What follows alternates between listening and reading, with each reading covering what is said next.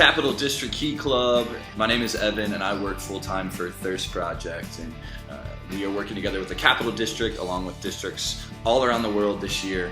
We are Key Club's newest service partner here at Thirst Project, and so I want to tell you a little bit about who I am, who Thirst Project is. I'm here in our home offices in Los Angeles. Thirst Project is the world's largest youth water organization.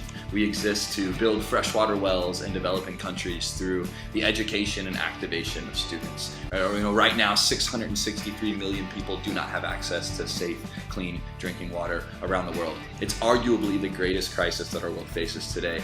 And 663 million, it seems like a big number because it is a big number, but it's not just a big number. That means every single day, millions of women and children walk miles to fetch water. It takes women and children about 6 to 8 hours a day to fetch water. That's time that children should be spending at school getting an education, and women should be spending at a job financially providing for their families. And I could go all day just talking about waterborne illnesses. Diarrhea and dysentery alone kill more children every single year than AIDS, malaria, and world violence combined. If we gave everybody in the world clean water, we would cut global disease by upwards of 88%. So water affects every aspect of life. You can't have food security without water security. You can't advance in terms of health or sanitation without first having a safe water source to drink out of and wash with.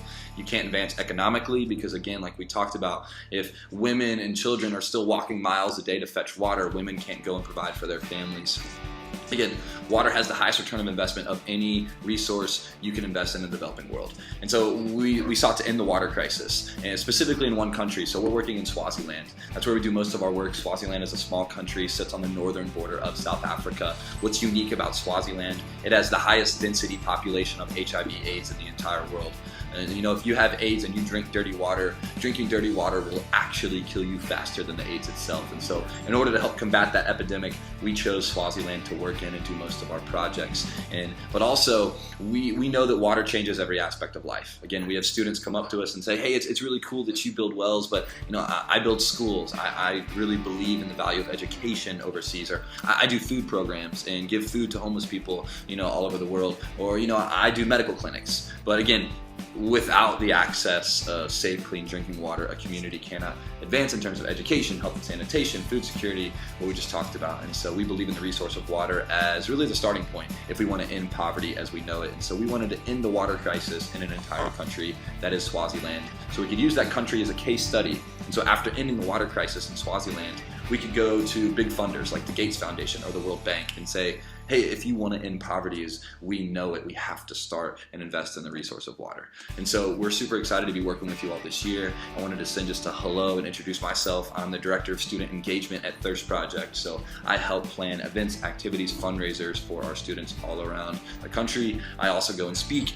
at different conferences and assemblies all around the country about our work and leadership and who we are and what we do. So as you get ready to embark on a new service year, I want to challenge you and really ask the question, man, it would be easy for us as a group of people to ignore the water crisis. It's something that most of us have probably never seen or been affected by living in the United States, but I think it would be naive and short-sighted of us as people who care about other people to not help end a crisis that we know the solution to. Water is not like cancer in that it's a big issue, but we don't know how to solve the issue.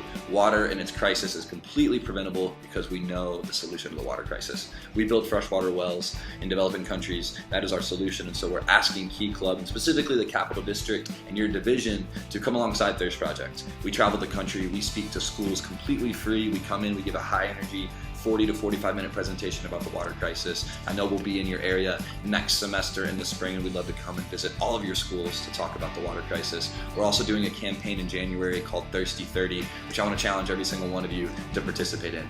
If you have things going on in January, it doesn't have to be January, but I would challenge you at some point for 30 days we're running a campaign. We'll send you more information as it comes by for Thirsty 30, where we can get every single one of your Key Club members involved to help us end the water crisis. It's going to be super exciting with a really strong voice behind the campaign.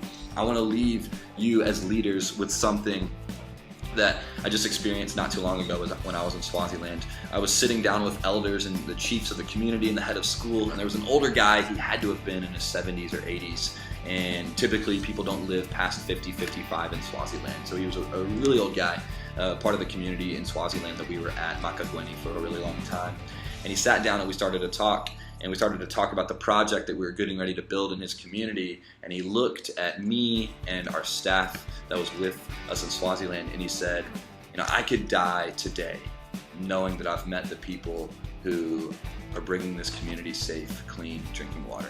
And every time we go to Swaziland in Africa, we say we're there on behalf of our students. And so I want to encourage you with the fact that, man, you're a part of saving lives. And you are a part of us making real tangible difference in communities that need something as simple as basic clean drinking water. So I want to invite you into something like that. I want to invite you into what we're doing here at Thirst Project, because we believe in students. We believe that you are the most powerful agents of social change. And so let's figure out a way for us to come to your schools, speak to your key clubs, speak to your students, get you involved with Thirsty 30 and our campaign. And please, one of my favorite quotes, never ever doubt that a small group of people can change the world.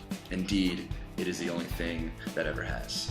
From our offices, from our board members, from our staff, I want to say thank you so much for being a part of serving the world every single day. You inspire us. We love you. We love Key Club. We love the Kiwanis family here at Thirst Project. If you ever need anything, get an Evan at Thirst Project. You can find, that's my email, or you can find us online. We're here to help. So thank you guys so much. Manesha, it's good. Thank you for the opportunity. We love you all, and have a good rest of your divisional council meeting. Thanks, guys.